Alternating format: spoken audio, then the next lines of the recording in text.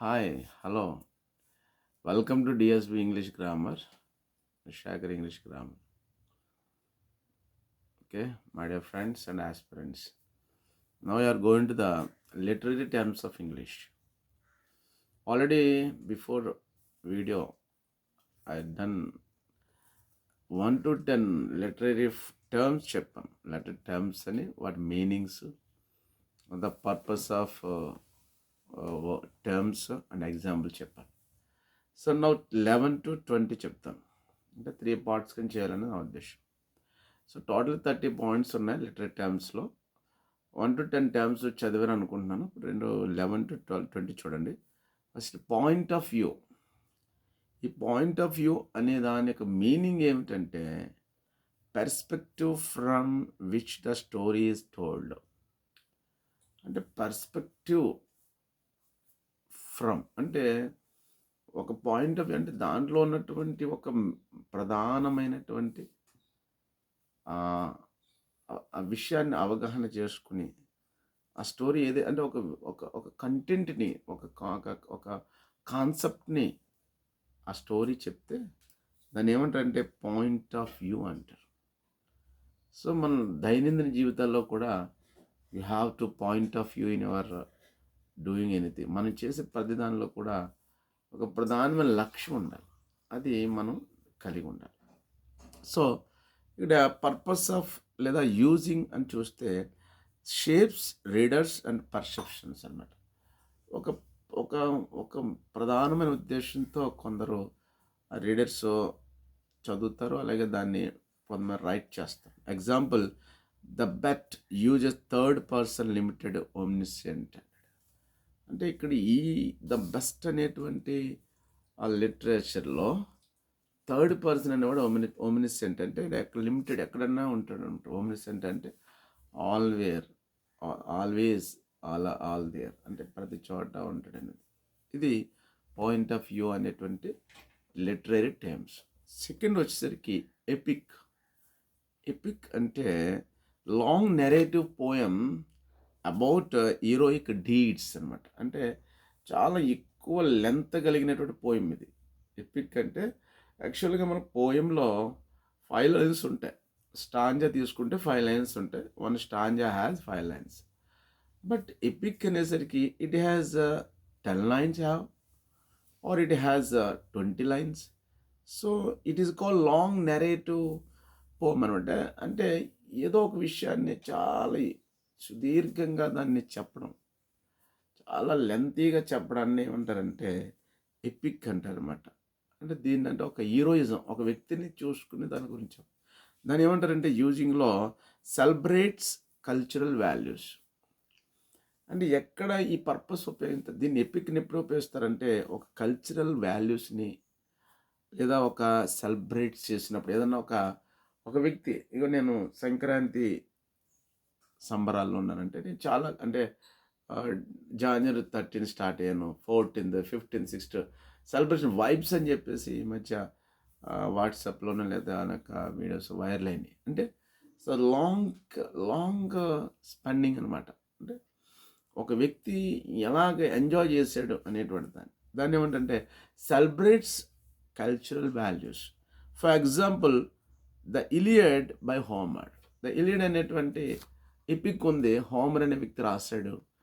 It's denotes long narrative poem about heroic deeds. అంటే ఆ నాయకుడు కలలు కన్నటువంటి విషయాలు, నాయకుడు అనుభవించిన ఆ వ్యక్తి చేసిన ప్రతి దాని గురించి వివరించేదాన్ని ఎపిక్ అంటే. ఇది సెకండ్ పాయింట్ అంటే 11th పాయింట్ అనొచ్చు. 13th వచ్చేసరికి మాక్ ఎపిక్.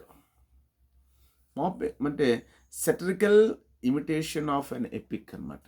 ఈ ఎపిక్ని మరలా వ్యంగ్యంగా రాయడం. అంటే ఒక వ్యక్తి ఇప్పుడు సపోజ్ ద ఇలియడ్ రాశాడు, ద ఇలియడ్ అనే ఒక ఎపిక్ని హోమర్ అనే వ్యక్తి రాస్తే దాన్ని తీసుకుని దానిలో కొన్ని వ్యంగ్యంగా అంటే వెటకారంగా కొన్ని విషయాలు అంటే క్రిటిక్ సబ్జెక్ట్ హ్యూమరస్లీ అంటే విమర్శించడం. ఎలా అంటే ఒక సరదాగా విమర్శించడం, దాన్ని ఏమంటున్నాం అంటే మాక్ ఎపిక్ అంటున్నాం.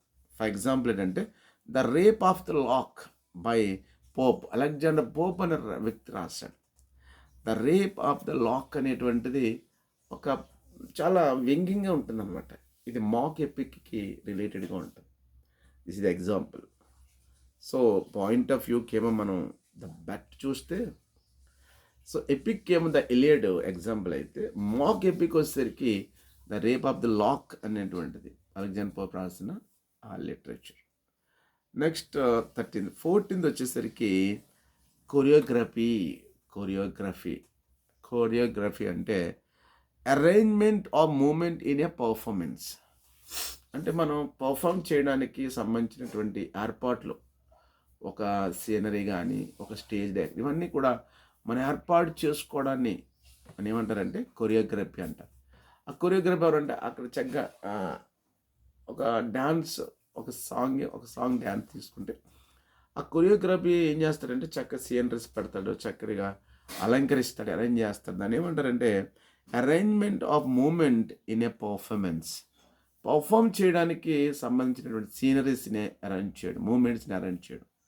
సో దీన్ని ఎన్హాన్స్ డ్రామాటిక్ ఎక్స్ప్రెషన్స్. ఈ కొరియోగ్రఫీ ఎక్కువగా గతంలో మనకి ఈ డ్రామాస్లో ఎక్కువగా తీసుకున్నారు అనమాట.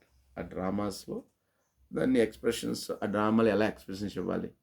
ఇవాళ చూడండి డైరెక్టర్స్, కొరియోగ్రాఫర్, ఆ కొరియోగ్రాఫర్ ఏం చేస్తారంటే ఆ సీనరీకి తగ్గట్టుగా ఎలా చేయాలంటారు. అదే ఫర్ ఎగ్జాంపుల్ ఏంటంటే దీనికి డ్యాన్స్ సీక్వెన్సెస్ ఇన్ మ్యూజికల్స్. ప్రతి డ్యాన్స్ కూడా ఆ మ్యూజికల్స్కి, ఆ మ్యూజిక్ అనుసరించి స్టెప్లు వేయడం, దాన్ని మనం కొరియోగ్రఫీ అంటాం. ఆ మూమెంట్ని అరేంజ్మెంట్ చేసే మూమెంట్ స్టెప్స్ని. అందుకని వాళ్ళ మన డీ కానీ, అలాగే dance baby dance in TV షోస్లో మనం చూస్తే వాళ్ళందరినీ కొరియోగ్రఫీ అని ఎందుకంటారంటే వాళ్ళ ఆ మూమెంట్స్ని అకార్డింగ్ టు మ్యూజికల్స్ ఫాలో అవుతారు. వాళ్ళు ఆ స్టెప్స్ ఎలా వేయాలి అన్నట్లుగా వాళ్ళు చేస్తారు. నెక్స్ట్ 15th ఏంటంటే నెరేషన్ అయితే but act of telling the story. అంటే నేను నెరేట్ చేస్తున్నాను కదా, ఈ యొక్క డిఎస్బి ఇంగ్లీష్ గ్రామర్, షాగర్ ఇంగ్లీష్ గ్రామర్లో నెరేట్ ద సబ్జెక్ట్స్ అంటే act of telling the stories. నేనేం చేస్తున్నానంటే కొన్ని విషయాలు మీకు నేను అంటే ఒక కథను నటిస్తూ, అంటే ఒక డైరెక్టర్ చెప్తారనమాట, ఇది ఇలా ఈ సీన్ ఎలా చేయాలి. దాన్ని ఏమంటారంటే నరేషన్ చెప్పేవాడు. యాక్ట్ చేసి చెప్పేదేమో నరేషన్. ఆ యాక్ట్ని, ఆ విషయాన్ని చెప్పే ఒక విషయాన్ని, దానికి ఎగ్జాంపుల్ ఏంటంటే కిల్ ఏ మాకింగ్ బర్డ్ అనేటువంటి narration in to kill a mock bird అనేటువంటిది. So where it is used అంటే convey the plot and themes. అంటే ఆ పాత్రల్ని, అక్కడ ఉన్నటువంటి అర్థాలని చెప్పేది ఈ యొక్క నేరేషన్ అని మనం చెప్తారు. 16th వచ్చేసరికి classic, A work of recognition and enduring literary merit అనమాట. సో మనకి ఈ క్లాసిక్ అనేదానికి ఏంటంటే వర్క్ ఆఫ్ రికగ్నైజేషన్ అంటే చేసే పని గుర్తింపు మరియు ఎండ్యూరింగ్ లిటరరీ మెరిట్. అంటే అది అలా ఉండేదాన్ని క్లాసిక్. అలా అంటే దాన్ని రిప్రజెంట్ టైమ్లెస్ క్వాలిటీ అంటారు. అంటే సమయం, అంటే దానికి టైమ్లెస్, కాలం లేదన్నమాట. దానికి టైం ఇంత అంత ఉండదు, మంచి క్వాలిటీ ఇస్తుంది, దాన్ని క్లాసిక్ అంటారు. ప్రైడ్ అండ్ ప్రిజుడైజ్ అనేటువంటి ఒక లిటరేచర్. ప్రైడ్ అండ్ ప్రిజుడైజ్ దానికి టైమ్లెస్ క్వాలిటీ అనమాట. చాలా టైం ఉండదు దానికి. అలా దాన్ని ప్రజెంట్ చేయడాన్ని మనం లిటరేచర్లో క్లాసిక్ లిటరేచర్ అండి. నెక్స్ట్ 16th వచ్చేసరికి కారస్. ఈ కారస్ అనేటువంటిది group commentary in a play often in a Greek drama. యాక్చువల్గా ఈ కారస్ ఎక్కడి నుంచి వచ్చిందంటే గ్రీక్ లిటరేచర్ నుంచి వచ్చింది. ఫస్ట్ ఆఫ్ ఆల్ మనకున్నారు వాళ్ళు గ్రీక్లో సాక్రటీస్, అరిస్టాటిల్, వీళ్ళందరూ ఉన్నారు. వీళ్ళందరూ కూడా వాళ్ళు ఏం చేస్తారంటే వాళ్ళకి సంబంధించినటువంటి లిటరేచర్ అంతా కూడా ఫస్ట్ ఆఫ్ ఆల్ కారస్ కానీ గ్రూప్ కామెంటరీ, గ్రూప్గా కూర్చుని ఆయన నేను విన్నాను ఒక చోట దాన్ని అంటే క్విజ్ అనేటువంటి క్విజ్ అనే ఒక వర్డ్ని అందరూ కూడా ఒక్కొక్కడిగా అంటే క్యూ అనొక్కడు, యు అనొక్కడు, ఐ అనొక్కడు, జెడ్ ఒకడు, ఇలా నలుగురు కారస్ అంటే గ్రూప్ కామెంటరీ చేస్తే అక్కడ నటిస్తే దాన్ని కారస్ అని అన్నాను అనమాట. సో రిఫ్లెక్ట్స్ ఆడియన్సెస్ థాట్స్ అనమాట.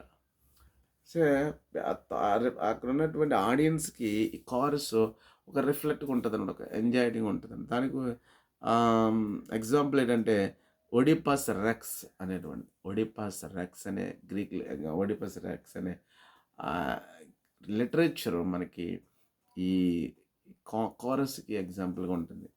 నెక్స్ట్ 18th వచ్చేసరికి కామెడీలో ఒక one of the literature term ఇది. కామెడీ అంటే light hearted genre and that often ends happily. అంటే మనకి చార్లీ చాప్లిన్ చూస్తూ ఉంటాం ఇంగ్లీష్ మూవీ. ఒక హీరోయే కానీ అతను ఒక కామెడీ హీరో అనమాట. ఇట్స్ నాట్ సమ్టైమ్స్ కామెడీ విలన్గా యాక్ట్ చేసేవాడు, కామెడీ క్యారెక్టర్. అంటే అతను యాక్ట్ చేస్తున్నదే చూసి లాస్ట్కి వచ్చేసరికి ఎండ్ అయ్యేసరికి అది ఒక అప్పుడప్పుడు తరచుగా సంతోషాన్ని కలిగిస్తుంది. సో రిఫ్లెక్ట్స్ ఇక్కడ ఈ కామెడీ ఎంటర్టైన్స్ అండ్ అప్లిఫ్ట్స్ అనమాట. అంటే మనిషిని ఎంజాయ్ చేస్తూ అప్లిఫ్ట్స్, అతను అప్ అండ్ డౌన్స్ అనేవి లేకుండా క్లియర్ రిఫ్రెష్మెంట్ ఇచ్చేది కామెడీ అనమాట. దీనికి ఎగ్జాంపుల్ ఏంటంటే ఏ మిడ్ సమ్మర్ నైట్స్ డ్రీమ్ అనేది. ఏ మిడ్ సమ్మర్ నైట్స్ డ్రీమ్ అనేది ఈ కామెడీకి ఒక ఎగ్జాంపుల్గా లిటరేచర్ ఉంది. నెక్స్ట్ మనం ట్రాజడీ అనేటువంటిది చూస్తే drama with serious tone and of అనే సాడ్ అండి. ఈ ట్రాజడీ అంటే చాలా గంభీరంగా మాట్లాడి చివరికి వచ్చేసరికి ఒక దుఃఖంతో మిగిస్తుంది అనమాట. సో ఇవోక్స్ అండ్ క్యాథరెసిస్ అని అంటారు. అంటే అవి గాయాలతో లేదా ఒక వేదనతో ఒక బాధతో అది ముగింపు ఉంటుంది. సాడ్ ఎండింగ్ అనమాట. దాన్ని ట్రాజడీస్ అంటారు. ఎగ్జాంపుల్ ఏంటంటే మక్బెత్ బై షేక్స్పియర్ రాసినటువంటి మ్యాక్బెత్ అనేటువంటిది అది చివరికి ఎండింగ్ వచ్చేసరికి దుఃఖంతో ఉంటుంది అనే విషయాన్ని మనం గమనించాం. తర్వాత 20th చూస్తే కాన్ఫ్లిక్ట్ అంటే struggle between opposing force in a narrative. అంటే రెండు క్యారెక్టర్ల దగ్గర ఉన్నటువంటి ఆ స్ట్రగుల్స్ని, కాన్ఫ్లిక్ట్ వాళ్ళిద్దరి మధ్య ఉన్నటువంటి ఒక స్ట్రగుల్ బిట్వీన్ ఆపోజింగ్ ఫోర్సెస్, అంటే ఆ పక్క నుంచి ఈ పక్క నుంచి అవి ఫోర్సెస్గా. నేను చిన్నతనంలో ఒక స్టోరీ అన్నాను ఏంటంటే పుట్టేళ్ళు అనమాట. ఒక బ్రిడ్జి ఉంటుంది. ఆ బ్రిడ్జి ఉంటే లెఫ్ట్ సైడ్ నుంచి ఒక గోరు వస్తుంది, రైట్ సైడ్ నుంచి వస్తుంది. సో లెఫ్ట్ సైడ్ అంటుంది నేను వెళ్తాను నువ్వు ఆగంటుంది, రైట్ సైడ్ అంటుందా నేను వెళ్తే నువ్వు వస్తే నేను ఆగను పెట్టి నేను వస్తాను నువ్వు ఆగండి.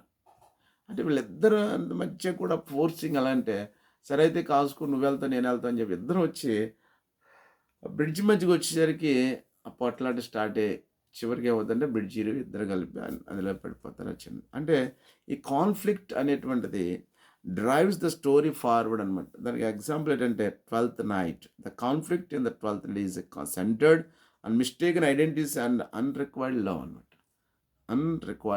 అన్రిక్వైటెడ్ లవ్ అంటే చివరికి అది ఏమవుతుందంటే ఊహించని పరిణామాలకు దారి, అది కాన్ఫ్లిక్ట్. సో ఇవి ఒక 11 నుంచి 20 వరకు ఉన్నటువంటి లిటరేట్ టర్మ్స్. ఆల్రెడీ బిఫోర్ వీడియోలో 1 to 10 చేశాను, ఇప్పుడు 11 to 20 చేశాను. సో ఈ 10 లిటరేట్ టర్మ్స్ని మీరు పదే చూడండి, పదే నేర్చుకోండి. సో ఇవి కంపల్సరీ డిఎస్సికి లిటరేచర్ స్టూడెంట్స్కి అండ్ ఆల్ కాంపిటేటివ్ ఎగ్జామ్స్ కూడా వెరీ యూస్ఫుల్ ఉంటుంది. ఒకవేళ ఈ వీడియో నచ్చినట్లయితే మీరు లైక్ చేయండి, సబ్స్క్రైబ్ చేయండి. డిఎస్బి ఇంగ్లీష్ గ్రామర్ అండ్ షాగరింగ్ గ్రామర్ ఈ ఛానల్స్ ద్వారా మీకు మంచి నాలెడ్జ్ని through these channels I have to given a wonderful matter to you, and that will be used for your success period. Have a nice day to you. Bye.